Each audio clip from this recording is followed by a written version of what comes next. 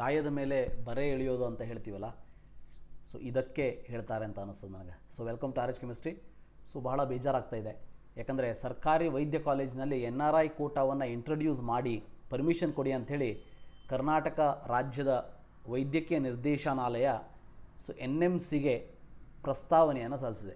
ಇದು ಈ ವರ್ಷ ಅಷ್ಟೇ ಅಲ್ಲ, ಲಾಸ್ಟ್ ಇಯರ್ ಕೂಡ ಇದರ ಬಗ್ಗೆ ಪ್ರಸ್ತಾವನೆಯನ್ನು ಸಲ್ಲಿಸಿತ್ತು, ಅಂದರೆ ಅಪ್ಲಿಕೇಶನನ್ನು ಕಳಿಸಿತ್ತು. ಬಟ್ NMC ಅವರು ಇದಕ್ಕೆ ಒಪ್ಪಿಗೆಯನ್ನು ನೀಡಿರಲಿಲ್ಲ.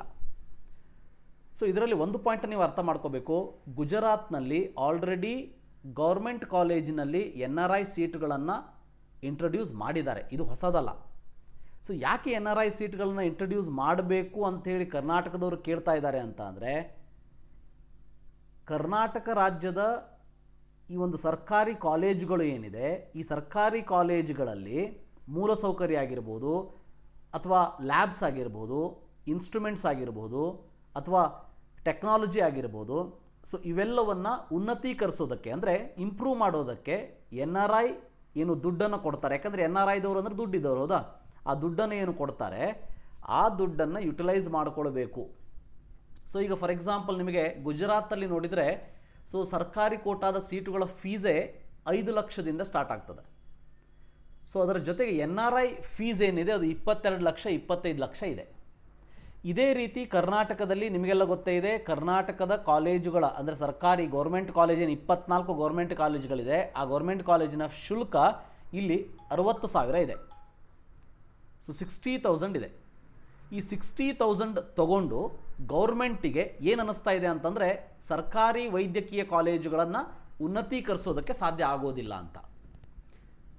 ಹಾಗಾದರೆ ನನ್ನ ಕ್ವಶನ್ ಇಷ್ಟೇ, ಅದು ಯಾವುದೇ ಸರ್ಕಾರ ಇರ್ಬೋದು, ನಾನು ಈಗಿರುವಂಥ ಸರ್ಕಾರ, ಹಿಂದೆ ಇರುವಂಥ ಸರ್ಕಾರ, ಯಾವುದೇ ಸರ್ಕಾರವನ್ನು ದೂರ್ತಾ ಇಲ್ಲ. ಸೊ ನೀವು ಬಸ್ ಫ್ರೀ ಕೊಡ್ತೀನಿ ಅಂತ ಹೇಳ್ತೀರಿ, ಕರೆಂಟ್ ಫ್ರೀ ಕೊಡ್ತೀನಿ ಅಂತ ಹೇಳ್ತೀರಿ, ಸೊ ಇವೆಲ್ಲವನ್ನು ಫ್ರೀ ಕೊಡ್ತೀನಿ ಅಂತ ಹೇಳ್ತೀರಿ. ನಮ್ಮ ವಿದ್ಯಾರ್ಥಿಗಳು ಒಂದು ಒಳ್ಳೆಯ ಡಾಕ್ಟರ್ಸ್ಗಳಾಗಬೇಕು ಅಂಥೇಳಿ ಕರ್ನಾಟಕದ ಮೆಡಿಕಲ್ ಕಾಲೇಜಸ್ಗಳೇನಿವೆ ಅದರಲ್ಲಿ ನಂಬರ್ ಆಫ್ ಸೀಟ್ಸೇ ಕಡಿಮೆ ಆಗಿಬಿಟ್ರೆ ವಿದ್ಯಾರ್ಥಿಗಳು ಒಳ್ಳೆಯ ಡಾಕ್ಟರ್ ಆಗುವಂಥ ಅಪಾರ್ಚುನಿಟಿಯನ್ನು ಕಳ್ಕೊತಾರೆ. ಪ್ರೈವೇಟ್ ಕಾಲೇಜಸ್ಗಳೇನಿವೆ, ಆಲ್ರೆಡಿ ಪ್ರೈವೇಟ್ ಕಾಲೇಜಸ್ಗಳಲ್ಲಿ ಗೌರ್ಮೆಂಟ್ ಕೋಟಾ ಸೀಟ್ 1.5 ಲಕ್ಷ ಇದೆ. ಅದಾದಮೇಲೆ 11 ಲಕ್ಷ ಪ್ರೈವೇಟ್ ಇದೆ. ಕೆಲವೊಂದಷ್ಟು ಪ್ರೈವೇಟ್ ಯೂನಿವರ್ಸಿಟೀಸ್ಗಳು 18 ಲಕ್ಷಕ್ಕಿಂತ ಜಾಸ್ತಿ ತೊಗೊಳ್ತದೆ. ಈ MS ರಾಮಯ್ಯ ಅಂತ ಕಾಲೇಜಸ್ಗಳು 22.5 ಲ್ಯಾಕನ್ನು ತೊಗೊಳ್ತಾರೆ. ಸೊ ಅದ್ರ ಜೊತೆಗೆ ಮ್ಯಾನೇಜ್ಮೆಂಟ್ ಸೀಟು, NRI ಸೀಟು ಅಂತ ಇದೆ 40 ಲಕ್ಷ 50 ಲಕ್ಷ. ಸರ್ಕಾರಿ ಗೌರ್ಮೆಂಟ್ ಕಾಲೇಜಿನ ಉದ್ದೇಶ ಏನು? ಬಡ ಮಕ್ಕಳು ಕೂಡ ಡಾಕ್ಟರ್ ಆಗಬೇಕು ಅಂಥೇಳಿ. ಈಗ 100 ಸೀಟಲ್ಲಿ 15% ಏನಾದರೂ ನಾವು NRIಗೆ ಕೊಟ್ಟರೆ 15 ಸೀಟ್ ಕಡಿಮೆ ಆಯಿತು.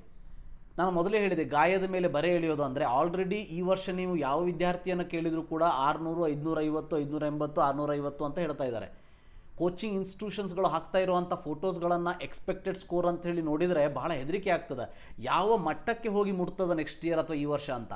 ಸೊ ಕೆಲವೊಂದಷ್ಟು ಕೋಚಿಂಗ್ ಇನ್ಸ್ಟಿಟ್ಯೂಷನ್ಗಳು ಆಲ್ರೆಡಿ ನಮ್ಮ ಹತ್ರ 720 ಔಟ್ ಆಫ್ 720 8 ಜನ ಇದ್ದಾರೆ, 10 ಜನ ಇದ್ದಾರೆ, 700 ಮೇಲೆ 20 ಜನ ಇದ್ದಾರೆ, ಈ ರೀತಿ ಫೋಟೋಗಳನ್ನು ಹಾಕ್ತಾ ಇದ್ದಾರೆ.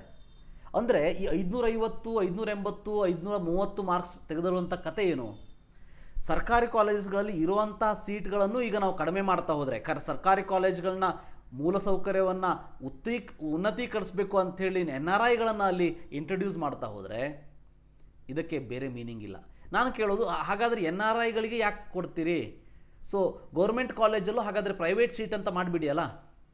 15%ಗಳನ್ನು ನಾನ್ ರೆಸಿಡೆನ್ಷಿಯಲ್ ಇಂಡಿಯನ್ಸ್ಗಳಿಗೆ ಕೊಡೋದಕ್ಕಿಂತ, ಸೊ ಕರ್ನಾಟಕದಲ್ಲಿ ಇಲ್ಲದೇ ಇರುವಂಥ ಹೊರಗಿನವರಿಗೆ ಕೊಡೋದಕ್ಕಿಂತ, ಸೊ ನಮ್ಮ ರಾಜ್ಯದಲ್ಲೇ ಬೇಕಾದಷ್ಟು ಜನ ವಿದ್ಯಾರ್ಥಿಗಳ ಪೇರೆಂಟ್ಸ್ಗಳು 10 ಲಕ್ಷ 15 ಲಕ್ಷ ಕೊಡೋದಕ್ಕೆ ರೆಡಿ ಇದ್ದಾರೆ, ಅವರಿಗೆ ಪ್ರೈವೇಟ್ ಕಾಲೇಜ್ ಸೀಟ್ಗಳು ಕೂಡ ಸಿಗ್ತಾ ಇಲ್ಲ. ಸೊ ನೀವು ಅಷ್ಟು ಮಾಡೋದೇ ಆದರೆ, ಸೊ ಗೌರ್ಮೆಂಟ್ ಸೀಟಲ್ಲಿ ಬೇಕಾದರೆ ಪ್ರೈವೇಟನ್ನು ಇಂಟ್ರೊಡ್ಯೂಸ್ ಮಾಡಿಬಿಡಿ. ಮಾಡಿ ಅಂತ ಹೇಳ್ತಾ ಇಲ್ಲ ನಾನು, ಬಟ್ NRIಕ್ಕಿಂತ, ಅನಿವಾಸಿ ಭಾರತೀಯರಿಗಿಂತ ನಮ್ಮ ರಾಜ್ಯದ ವಿದ್ಯಾರ್ಥಿಗಳಿಗೆ ಇದರ ಪರಿಣಾಮ, ಇದರ ಒಂದು ಉಪಯೋಗ ಆಗ್ತದ ಅಂತ. ಬಟ್ ಇದು ಮಾಡ್ತಾ ಇರೋದು ಯಾವುದಕ್ಕೂ ಸರಿ ಇಲ್ಲ ಅಂತ ನನಗನ್ನಿಸ್ತಾ ಇದೆ, ನನ್ನ ಅಭಿಪ್ರಾಯ ಇದು. ಸೊ ವೈದ್ಯಕೀಯ ಶಿಕ್ಷಣದವರು ಡೆಫಿನೆಟ್ಲಿ ಗೌರ್ಮೆಂಟ್ ಈ ಕಾಲೇಜಸ್ಗಳನ್ನು ಉನ್ನತೀಕರಿಸಬೇಕು ಅಂಥೇಳಿ ಮಾಡ್ತಾ ಇರುವಂತಹ ಯೋಚನೆ ಇದು. ಆದರೆ ನಾನು ಕೇಳುವಂಥದ್ದು, ಗೌರ್ಮೆಂಟ್ ಹತ್ರ ಹಾಗಾದರೆ ದುಡ್ಡೇ ಇಲ್ವಾ? ಸೊ ಅಂದರೆ ಈ ಮಟ್ಟಕ್ಕೆ ನಾವು ಬಂದುಬಿಟ್ಟಿದ್ದೀವ ಅಂತ. ಸೊ ಎಲ್ಲೆಲ್ಲೋ ಬೇರೆ ಬೇರೆ ಕಾರಣಕ್ಕೆ ಬೇಡದೇ ಇರುವಂತಹ ಕಾರ್ಯಗಳಿಗೆ ಹಾಕುವಂತಹ ದುಡ್ಡುಗಳಿಂದ ಸೊ ಇಲ್ಲಿ ಉದ್ಧಾರ ಮಾಡ್ಬೋದಲ್ವಾ, ಗೌರ್ಮೆಂಟ್ ಕಾಲೇಜಸ್ಗಳನ್ನು ಇಂಪ್ರೂವ್ಮೆಂಟ್ ಮಾಡೋದಲ್ವಾ. ಸೊ ಬಹಳಷ್ಟು ದುಡ್ಡುಗಳು ಪೋಲಾಗ್ತಾ ಇದೆ, ಅವ್ರಿಗೆ ಕೊಟ್ಟೆ ಇವ್ರಿಗೆ ಕೊಟ್ಟೆ ಫ್ರೀಯಾಗಿ ಕೊಟ್ಟೆ. ಅವೆಲ್ಲದಕ್ಕಿಂತ ಬಹಳ ಇಂಪಾರ್ಟೆಂಟು ಒಳ್ಳೆಯ ವೈದ್ಯರನ್ನು ಸಮಾಜಕ್ಕೆ ಕೊಡುವಂಥದ್ದು. ಆ ಸಮಾಜದಲ್ಲಿ ಒಳ್ಳೆಯ ವೈದ್ಯರು ರೆಡಿ ಆದರೆ ಸೊ ರೋಗಗಳು ಕಡಿಮೆ ಆಗ್ತದೆ, ಈ ಒಂದು ಜನಕ್ಕೆ ಅಂದರೆ ಸಾರ್ವಜನಿಕರಿಗೆ ಹೆಲ್ಪ್ ಆಗ್ತದೆ ಅಂಥೇಳಿ. ನೀವು ಈಗಲೂ ಕೂಡ ನೋಡಿದರೆ ಗೌರ್ಮೆಂಟ್ ಕಾಲೇಜಸ್ಗಳಲ್ಲಿ ಇರೋಷ್ಟು ಏನು ಪೇಷಂಟ್ ಫ್ಲೋ ಏನಿದೆ ಅದು ಪ್ರೈವೇಟ್ ಕಾಲೇಜಲ್ಲಿ ಇರೋದಿಲ್ಲ. ಯಾಕಂದರೆ ಕಡಿಮೆ ದುಡ್ಡಿಗೆ ಇದು ಹೆಸರುವಾಸಿಯಾಗಿರ್ತದೆ.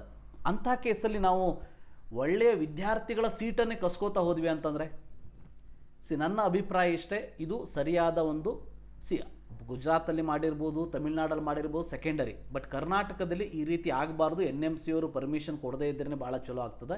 ಯಾಕಂದರೆ ನಮ್ಮ ವಿದ್ಯಾರ್ಥಿಗಳ 15% ಸೀಟ್ಗಳು ಹೋಗ್ತದೆ, ಅಥವಾ ಯಾವ ಕಾಲೇಜಲ್ಲಿ ಸೀಟ್ ಇದೆ ಅದನ್ನು 15% ಜಾಸ್ತಿ ಮಾಡಿ ಆ 15%ನ್ನು NRI ಕೊಡ್ಬೋದಾ ಗೊತ್ತಿಲ್ಲ. ಬಟ್ NRIಗೆ ಕೊಡೋದಕ್ಕಿಂತ NRIದವರು ಏನು ಫೀಸನ್ನು ಕೊಡ್ತಾರೆ, ಸೊ 20 ಲಕ್ಷ 22 ಲಕ್ಷ ಅದನ್ನು ಕೊಡೋದಕ್ಕೆ ರೆಡಿ ಇರುವಂತಹ ನಮ್ಮ ರಾಜ್ಯದ ವಿದ್ಯಾರ್ಥಿಗಳ ಪಾಲಕರೇ ಈ ಒಂದು ಸೀಟ್ಗಳನ್ನ ಪಡ್ಕೊಳ್ಳೋ ಹಾಗೆ ಆಗಬೇಕು ಅಂತಂದರೆ ಅಟ್ಲೀಸ್ಟ್ ಪ್ರೈವೇಟ್ ಕೋಟಾವನ್ನು ಇಂಟ್ರೊಡ್ಯೂಸ್ ಮಾಡಿಬಿಡಿ. ಅಂದರೆ ಗೌರ್ಮೆಂಟ್ ಕಾಲೇಜ್ ಮತ್ತು ಪ್ರೈವೇಟ್ ಕಾಲೇಜುಗಳಿಗೆ ಡಿಫರೆನ್ಸೇ ಬೇಡ ನಮಗೆ, ಹೌದಾ. ಸೊ ಈ ಒಂದು ಬೆಳವಣಿಗೆ ಯಾವುದಕ್ಕೂ ನನ್ನ ಅಭಿಪ್ರಾಯ ಚೆನ್ನಾಗಿ ಇಲ್ಲ ಅಂಥೇಳಿ ನಿಮ್ಮ ಅಭಿಪ್ರಾಯವನ್ನು ಕಮೆಂಟಲ್ಲಿ ತಿಳಿಸಿ. ಬಹಳ ಬೇಜಾರಾಗ್ತದೆ, ಯಾಕಂದರೆ ಆಲ್ರೆಡಿ ಜನರಲ್ ಮೆರಿಟ್ ವಿದ್ಯಾರ್ಥಿಗಳಿಗೆ ಅಥವಾ ಯಾವುದೇ ಕೋಟಾದ ವಿದ್ಯಾರ್ಥಿಗಳಿಗೆ ಲಾಸ್ಟ್ ಇಯರ್ ಏನು ಕಟ್ ಆಫ್ ಇತ್ತು, ಈ ವರ್ಷ 15ರಿಂದ 20 ಮಾರ್ಕ್ಸ್ಗಳು ಜಾಸ್ತಿ ಆಗುವಂಥ ಚಾನ್ಸಸ್ ಇದೆ.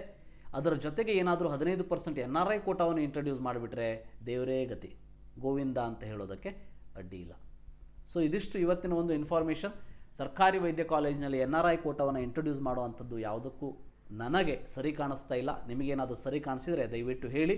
ಯಾಕಂದರೆ ನಮ್ಮ ಬಡ ವಿದ್ಯಾರ್ಥಿಗಳ ಬಡ ಪಾಲಕರ 15 ಸೀಟ್ಗಳನ್ನು 15% ಕೊಟ್ಟರೆ 100ಕ್ಕೆ 15 ಸೀಟ್ಗಳನ್ನು ಕಸ್ಕೊಂಡಂಗೆ ಆಗ್ತದೆ.